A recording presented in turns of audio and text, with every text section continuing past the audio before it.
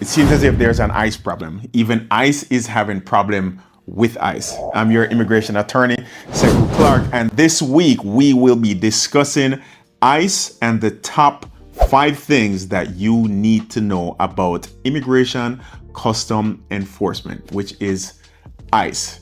I have worked with ICE. I have litigated against ICE in my 10 years of experience with my law firm. We've been on the successful end and sometimes not so successful end. But 2025 and 2026 has brought new challenges for both ICE officers and for people who are encountering ICE in the streets.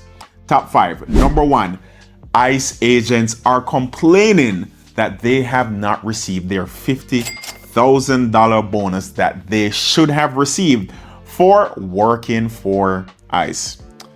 They signed up and they initially thought, some thought, that they would be getting their $50K bonus at some point. But guess what? They will not get that $50K bonus all at once. It's going to be paid in installments over 5 years. And guess what? If they quit or if they leave the job or get terminated before that 5 years is up, they will not get paid that bonus. But that's what happens when you have a situation where you are hiring mass people, mass officers to carry out these type of jobs where there is sensitivity required for enforcement. There is sensitivity required when enforcing certain types of complex laws. So you will have a gap between the people enforcing the law, right? And you will have a gap between the people who are being detained and the people who are trying to follow the law. And that's what is happening with ICE right now. Hiring a lot of people, and a lot of people did not understand how they should be getting paid. But besides that, I hope ICE pays their workers and get it figured out, because anybody who has a business is an advocate for people getting paid, whether you like their job or not. Number 2 thing that you should know about when it comes on to ICE this week.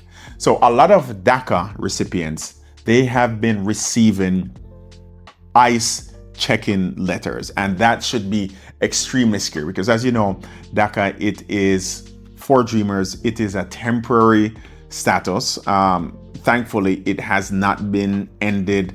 This administration hasn't really messed with DACA as yet, but lately they have been getting a lot of ICE check-in letters. So what is an ICE check-in letter? It's a letter that you get in the mail that is requiring you to come and check in with ICE so that they can go over your paperwork to see if you are in status. But the problem is you do have a lot of DACA recipients who may have criminal history, or they may even have deportation order, or they have some type of violation.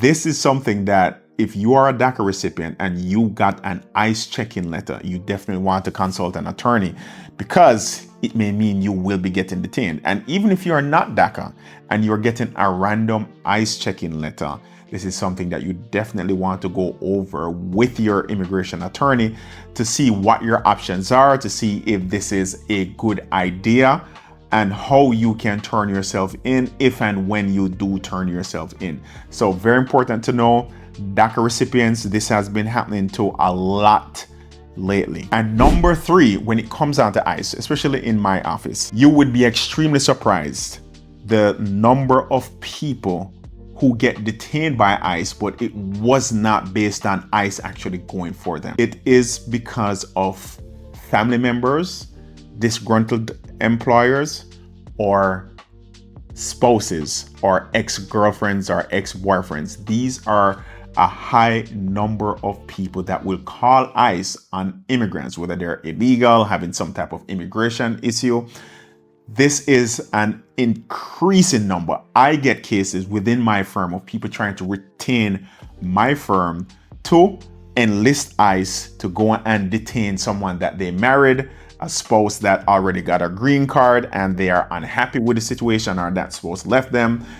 I know you will have your opinion on that, but yes, disgruntled spouses are now calling ICE to go and pick up their ex-girlfriends or their ex-boyfriends to get them deported. How can you combat that?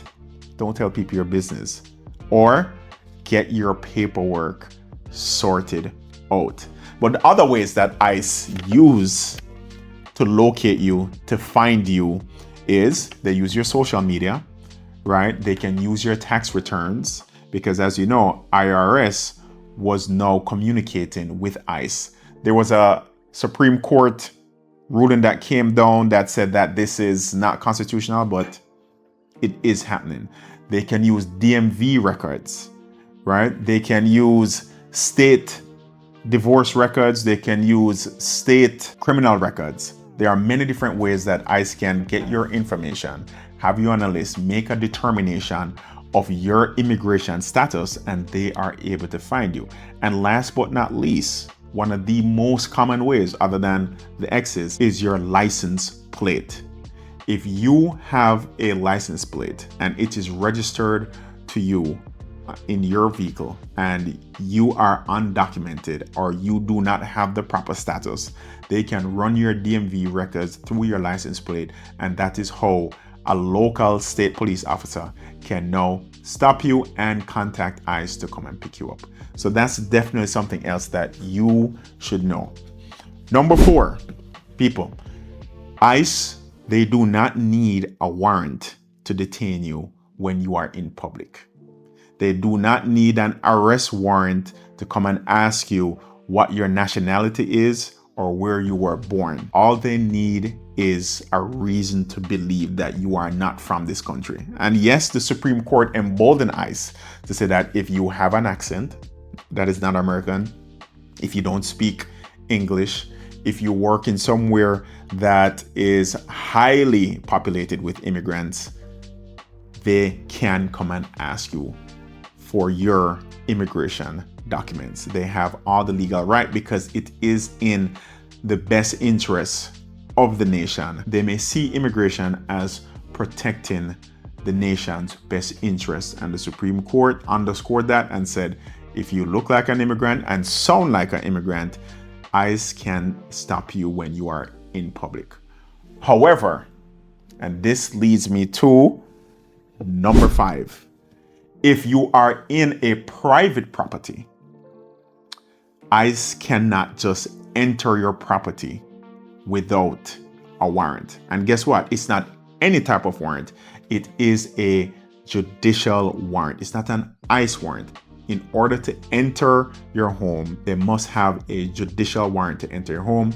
And if you are at work, your employer does not have to let them into the property where you have employees in a common area. So your employer, they also have the ability to tell ICE that they cannot enter any place where you have employees congregating in a common area. So those are the 5 major things that I would love for you to know about ICE, know your rights, and know what is going on when it comes down to immigration, custom enforcement. And last but not least, if you do get detained by ICE, just because you got detained by ICE and you are now in removal proceedings, it does not mean that you will get deported. If you have relief from deportation, if you are not a flight risk and you have ties to the community, you can get a bond. So just because you get detained by ICE, it doesn't mean it's the end of the road. You have options. Just make sure you stay informed and make the right decisions. If you found this video helpful, if you learned something, or if you think someone might find it helpful or learn something from it, please like, share, and subscribe.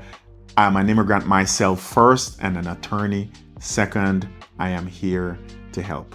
Like, share, subscribe.